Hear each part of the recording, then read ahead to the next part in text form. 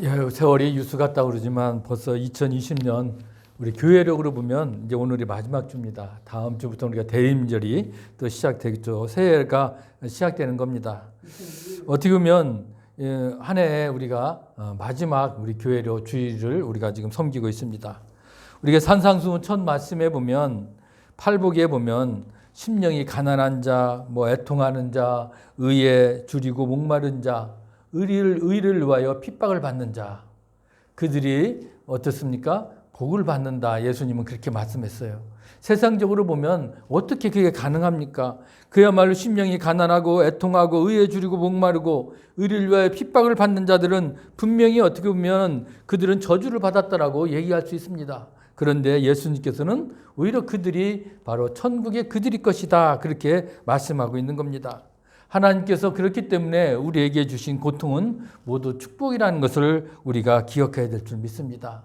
우리는 그래서 오늘 이 고통을 통해서 심령이 가난해지면 이 영적으로는 어때요? 복을 받는다는 겁니다. 내가 눈에 보이는 물질적이고 현세적인 그런 것이 복이 아니라 우리는 나에게 닥치는 시련과 고통도 바로 복이라는 것을 우리가 오늘 기억하자는 것입니다. 그래서 내게 닥쳐오는 그런 시련과 고통을 어떻게 해요? 잘 견디고 인내하고 그리고 그 가운데도 믿음을 지킨다면 그것이 바로 하나님을 영화롭게 하고 또 상도 받고 복 받는 길이라는 것을 우리가 기억했으면 좋겠습니다. 여러분 중세 그 유럽에는 보면 전쟁이 많았어요. 특별히 여러분 십자군 전쟁을 보면 거의 200년 동안 그 예루살렘 성지 탈환을 위해서 전쟁을 했습니다. 많은 그 유럽 사람들이 많이 죽었습니다. 그것뿐입니까? 또 100년 전쟁을 통해서 영국과 프랑스가 전쟁을 통해서 또 많은 사람이 죽었습니다. 특별히 보면 가장 비참한 전쟁은 1618년부터 시작된 바로 30년 전쟁. 기간은 30년밖에 되지 않지만 이 30년 전쟁으로 인해서 루터가 종교개혁을 일으킨 이 독일을 무대로 구교교 가톨릭과 개신교인 이 루터파 칼뱅파 등이 아주 그냥 서로 적이 되어서 비참하게 많은 사람들이 죽었습니다. 어떻게 보면 이 30년 전쟁이 끝난 이 베스트팔렌 조약이 성립되어서 종지부를 찍었지만 그때 독일 제국 내에 그런 가톨릭 루터파 칼뱅파가 이제 동등한 지위를 확보했습니다. 그런데 이 30년 전쟁의 재미있는 결과를 조사했는데 그것은 바로 음악가인 환켄아우어가 사람들이 부르는 찬송을 수집을 했습니다. 그런데 30년 전 시작하기 전에 그걸 조사했을 때는 32,712곡이었는데 이제 30년 전쟁이 끝난 후에 다시 사람들이 어떤 찬송을 부르나고 수집을 했더니 그 곡이 55,000곡으로 늘어났다는 겁니다. 아니 평화의 때는 그렇게 부르지 않던 찬송이 오히려 힘들고 전쟁의 와중에 많은 사람들은 하나님의 은혜를 오히려 생각하면서 찬양을 불렀다는 것입니다. 그것은 무엇을 얘기하고 있습니까? 아무리 힘든 상황을 우리가 만나더라도 그것이 오히려 더 큰 은혜를 누리는 삶을 만든다는 것을 우리가 알 수가 있었다는 것입니다. 오늘 읽은 우리 본문의 시편 34편이 배경이 되는 이 다윗이 어떤 상황이었습니까? 여러분 이 다윗이 사울의 눈을 피해가지고 어떻게요? 도망다니던 때였습니다.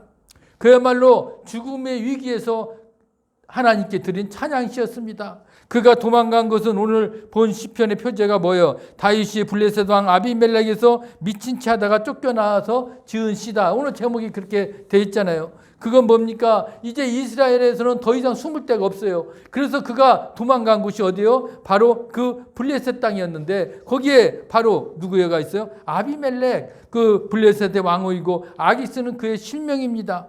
그가 그 아기스 신하들에게 이제 붙잡혀서 이제 숨어 있는데 그때 그 아기스 신하들이 야, 저 사람은 골리앗을 죽인 다윗이야. 저 사람을 조사해야 돼. 그렇게 아주 그냥 나서니까 다윗은 이제 어디요? 거기 가드 땅에서 이제 피했지만 그것도 안전하지는 못한 거예요. 이제 그곳에서는 어떻게 해요? 잘못하면 또 잡혀가지고 죽게 생겼거든요. 그럴 때 그는 어떻게 하라고요? 그는 그때 하나님께 절박한 위기상에서 기도를 하면서 그가 수염에 침을 흘려가면서 미친 짓을 한 거예요.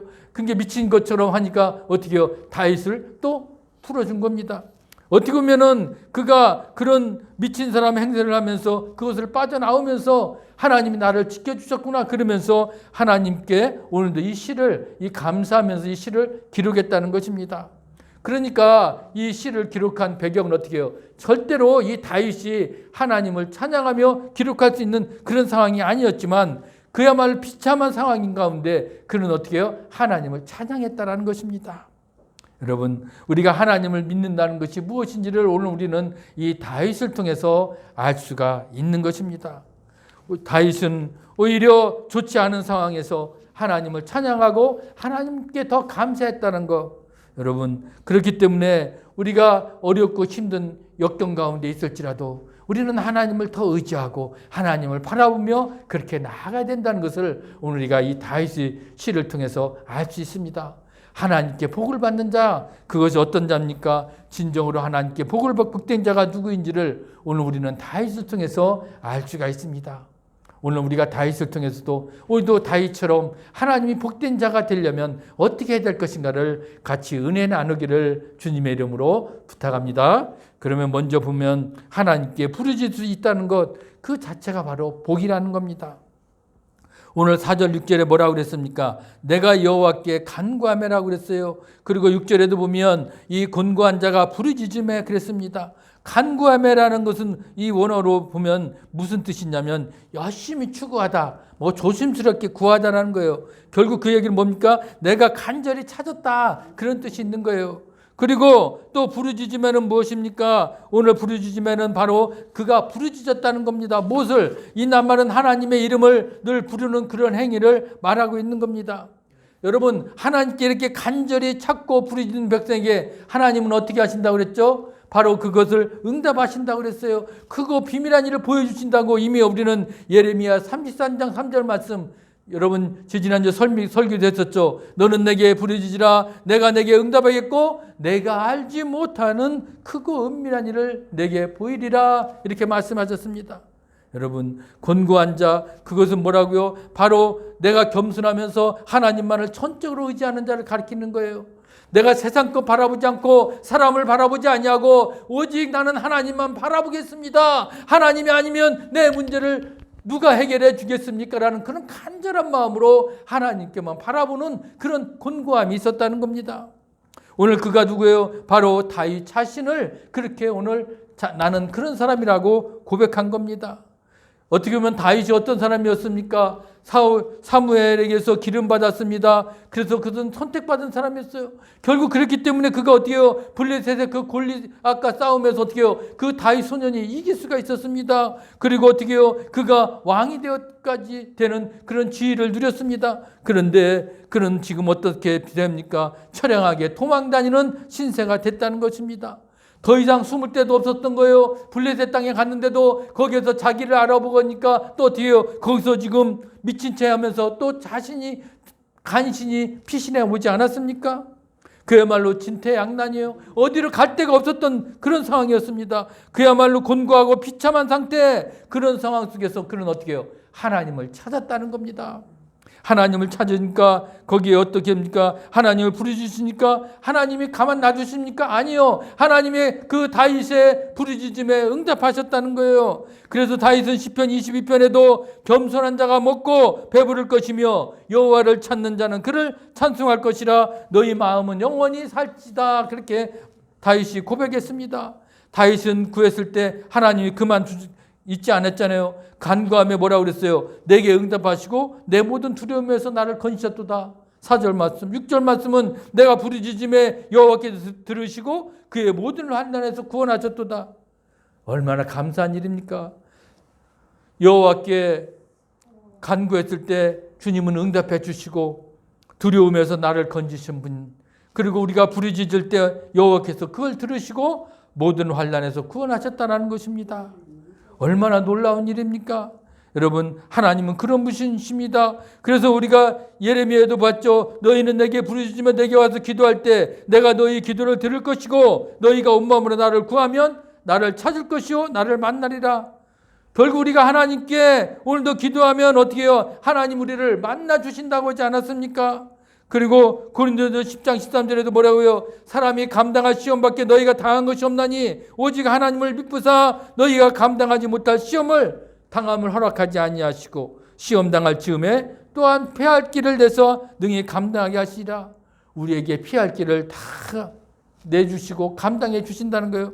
얼마나 감사한 일입니까? 그렇기 때문에 우리는 하나님을 자꾸 부르짖기만 하면 하나님이 우리를 책임져 주시고 우리를 다 인도해 주신다는 겁니다. 그렇기 때문에 얼마나 감사하고 얼마나 우리가 하나님께 오늘도 찬양을 드릴 수밖에 없는 겁니다.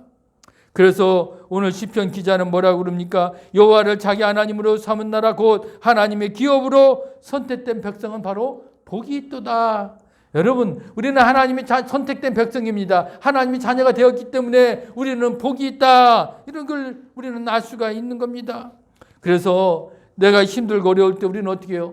그냥 가만히 있지 않잖아요. 우리가 찾을 수 있는 그 대상, 바로 하나님이 계시다는 것이 얼마나 복된 삶인지 늘 여러분, 그렇기 때문에 두려워할 필요 없습니다.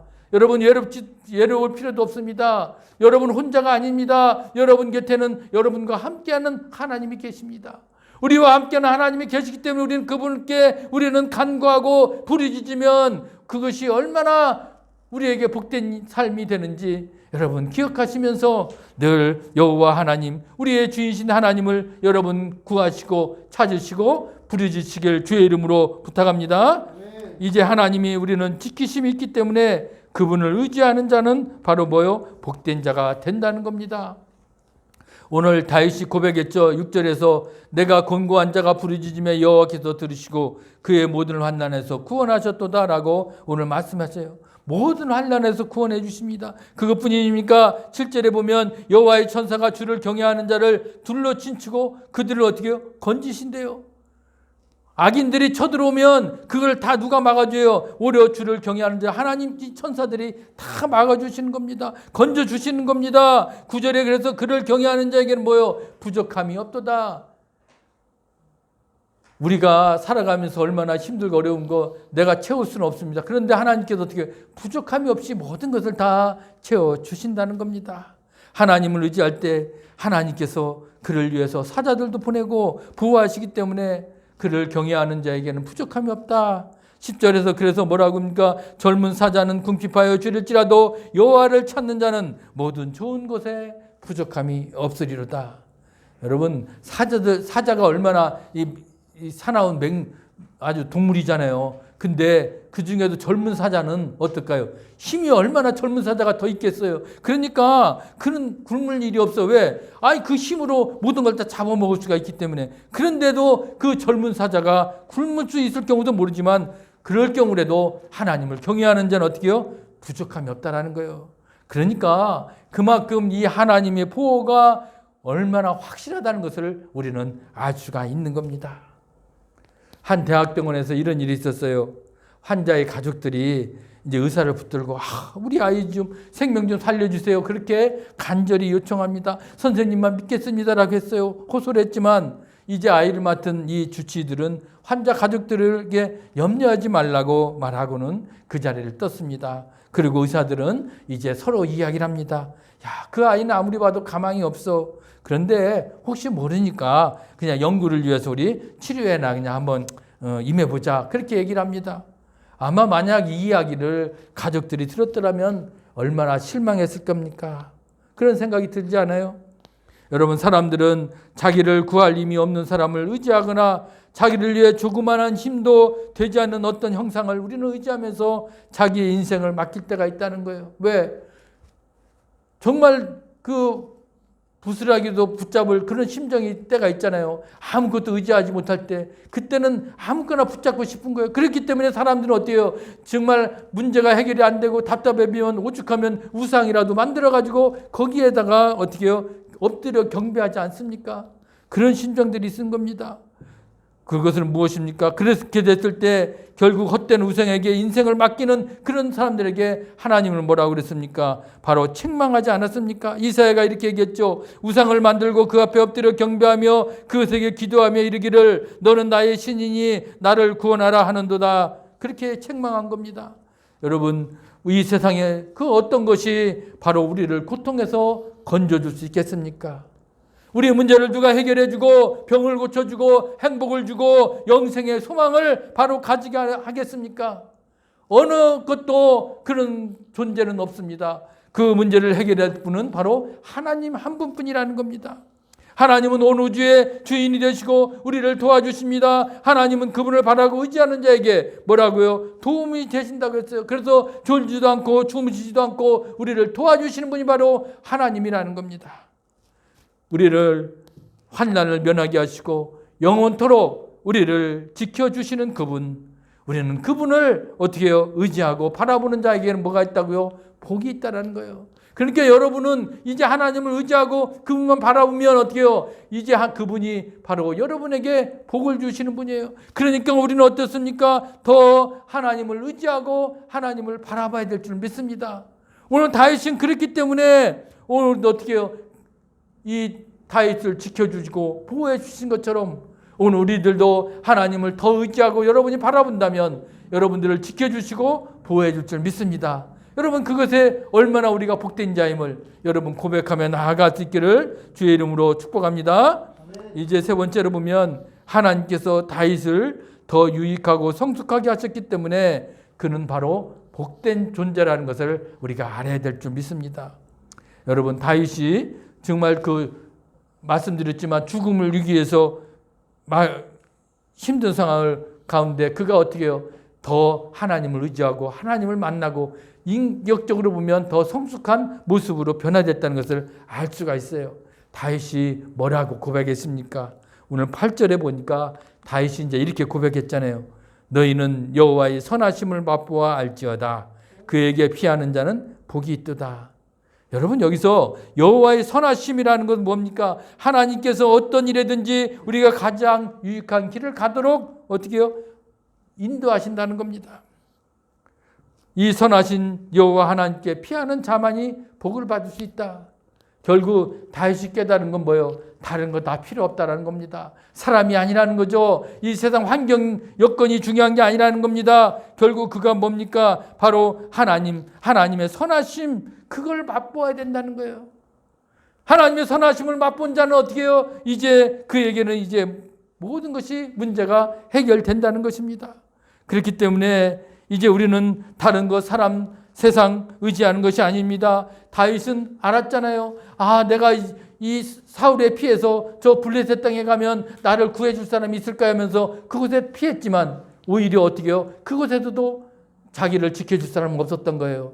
오히려 이 다윗을 잡아 죽이려는 오히려 그 블레셋 땅에도 그런 사람이 있다는 걸 알았을 때 이제는 그가 느낀 건 뭐예요? 사람이 아니구나. 나를 지켜줄 자는 누구예요? 바로 여호와 하나님이라는 것을 알았어요. 그래서 오늘 그렇게 여기서 고백한 겁니다. 여호와의 선하심이 맛보아 알지어다. 여호와 선하심이 있음으로 자신을 지켜준다는 겁니다. 그래서 그가 고백한 것이 시편 66편 12절에 또 있어요. 뭐라고 했냐면 우리가 불과 물을 통과했더니 주께서 우리를 끊어내사 풍부한 곳에서 들이셨나이다. 여러분, 아무리 우리가 힘들고 어려운 상황에 있을지라도 그것을 다 이끌어내시는 분 누구라고요? 바로 여호와 하나님이시라는 겁니다. 여러분, 안유아 목사님이라고 맹인이 목사님이 있어요. 그 전에 영화에도 낮은 대로 이마소사라는 그런 책도 쓰고 영화로도 나와서 많은 이들에게 아주 그 은혜를 끼쳤습니다. 이 안유아 목사가 또 제 친한 그 동기 목사가 그 사이가 됐어요. 그래서 안유아 목사의 딸과 제 친한 목사의 아들과 작년에 결혼식을 하면서 이 안유아 목사가 주례까지 있었는데 참 은혜로운 그런 시간이었어요. 근데 이 안유아 목사가 처음부터 태어날 때부터 맹인은 아니었어요. 그가 외국에 아주 영어를 잘해서 그가 나중에 카투차로 군대 생활을 가게 됩니다. 그는 목사의 아들이었습니다. 그래서 그 신학대학에도 입학을 했지만 그냥 휴학하고 군대를 온 거예요. 그래서 그가 군에 가서 카투차를 근무하고 바로 학교를 간 게 아니라 어떻게 해요? 미군 카투차에 이제 정식 군인 생활이 된 거죠. 그러니까 그 군무원으로 생활하게 됐어요. 그래서 미국으로 가게 됩니다. 미국 본토 군사학교에 교원으로 선발돼 가지고 이민을 가게 돼요. 거기서 결혼도 하고 자녀도 하고 아주 가정을 꾸리게 됩니다. 그런데 갑자기 그가 어떻게 눈에 시력이 이상이 생긴 겁니다. 아무리 치료를 해봤지만 그가 눈을 고칠 수가 없었습니다. 결국 어떻게 해요? 이제 눈을 다 볼 수가 없게 된 겁니다. 결국 그가 거기에서는 이제는 모든 걸 잃었습니다. 시리에 빠집니다. 그럴 때 그 뉴욕의 헬렌 켈러 재단이 도움으로 거기서 공부를 하게 돼요. 다시 신학을 공부하게 되고 목사가 됐습니다. 그래서 그가 한국으로 돌아와서 이제는 어떻게 해요? 내 삶은 시각장애인, 보지 못하는 데서 내가 심사되게 돼서 교회를 세우고 그들을 돕기 시작하고 그들의 새로운 공동체를 이루어갔다는 것을 우리는 알 수 있습니다. 그것이 영화로 나와서 많은 이들에게 얼마나 많은 또 용기를 주었습니다. 그가 고백을 이렇게 합니다. 나를 기가 막힐 웅덩이와 수렁에서 끌어올리시고 내 발을 반석 위에 두사 내 걸음을 견고하게 하셨도다. 이 시편 40편 2절 말씀을 그는 늘 고백했습니다. 자기가 시력이 잃었을 때 정말 웅덩이와 바닥으로 떨어지는 것 같았지만 오히려 어때요? 내가 눈을 잃었기 때문에 내가 더 겸손해졌고 그를 내가 더 하나님을 만나게 됐고 하나님이 나를 존귀하게 쓰임받는 기회가 됐다라고 고백한 겁니다. 하나님은 그만큼 우리를 시련 가운데서 건져주시는 분입니다. 그리고 절대로 나쁜 길이 아닌 유익한 길로 인도해 주신다는 겁니다. 그렇기 때문에 하나님을 의지하며 하나님의 인도를 받는 이런 다윗과 같은 인생이 그야말로 복된 인생 아닙니까? 여러분 우리도 그렇게 되잖아요. 내가 다른 거 의지하지 않냐고, 사람 의지하지 않냐고, 세상 의지하냐고, 오직 하나님만 의지하고 하나님만 바라보고 하나님 앞에 나아갈 때 내가 어렵고 힘든 상황에 처했을지라도 하나님이 나를 지켜주시고 인도해 주시고 붙잡아 주신다는 겁니다. 그렇기 때문에 오늘 우리를 복되게 해주시는 이 하나님, 그분이 오늘도 우리 하나님의 자녀들을 선택해 주셔서 인도해 주시니 얼마나 감사한 일입니까? 오늘 우리가 말씀을 통해서 같이 은혜를 나누기를 원하는 건 뭡니까? 오늘 본문에서 여호와 하나님을 찬양하고 자랑하는 이 다윗의 모습을 통해서 오늘 우리는 하나님께서 주시는 진정한 복이 무엇인가 다시 한번 되새겨 봅시다. 다윗은 바로 그 어렵고 힘든 상황, 정말 목숨을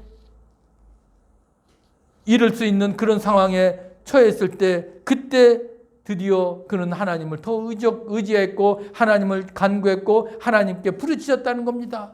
그럴 때 하나님이 그의 음성과 그의 기도 소리를 듣고 그를 어떻게 해요? 인도했습니다. 지켜주셨다는 것입니다. 여러분 그렇기 때문에 하나님은 부르짖는 자의 기도를 들어주십니다. 지켜 보호해 주십니다. 모든 것에 부족함이 없도록 채워주시는 그 하나님을 우리는 분명히 알고 믿고 기도하며 찬양해야 될 줄 믿습니다. 그래야 하나님이 우리 기도도 들어주시고 우리를 붙잡아 주시고 인도해 주시고 우리를 함께 해줄 줄 믿습니다. 노만 빈센트 필이라는 목사님은 이렇게 얘기했습니다. 인생에 가지는 것 중 가장 큰 힘은 믿음이다. 그리고 두 번째로 강한 힘은 두려움이다 그랬어요. 그렇기 때문에 믿음이 없는 인생은 두려움이 올 때 이겨낼 수 있는 더 강한 무기가 없다. 그렇게 말씀하셨습니다. 여러분 믿음만 있으면 어떤 상황이 있을지라도 이겨낼 수 있습니다. 그래서 다윗은 시편 27편에서 이렇게 고백했어요. 여호와는 나의 빛이요 나의 구원이시니 내가 누구를 두려워하리요. 여호와는 내 생명의 능력이시니 내가 누구를 무서워하리요 라고 고백한 겁니다. 오늘 우리는 이제 이런 고백이 우리에게 필요하잖아요. 나의 하나님, 그분 여호와 하나님이 나의 주님이심을 고백하면서 이 하나님이 나의 분명히 내 삶의 복의 근원임을 우리가 믿고 나아간다면 어떤 어렵고 힘든 고난의 상황이 와도 우리는 두렵지 않습니다. 외롭지 않습니다. 우리는 당당하게 하나님께 부르짖고 간구하기 때문에 하나님이 나의 기도를 들어서 응답해 주시고 우리 애를 인도해 주시고 우리의 앞길을 붙잡아 주시기 때문에 우리는 두렵지 않습니다. 외롭지 않습니다. 이 세상 살아가는데 주님 우리는 하나님 앞에 더 당당하게 하나님을 더 찾고 하나님이 주시는 은혜 가운데 하나님이 주시는 복을 우리는 누리며 나아갈 수가 있는 존재들이라는 것을 여러분 다시 한번 깨닫고 이제 나는 어떤 상황에 닥칠지라도 여호와 하나님만 의지하고 부르짖고 나아갈 수 있는 그런 삶을 살아가겠노라고 여러분 다 고백하시고 나아갈 수 있기를 주님의 이름으로 간절히 축원합니다. 아멘. 살아계신 아버지 하나님 감사합니다. 오늘도 저희들을 이렇게 불러주셔서 이제 하나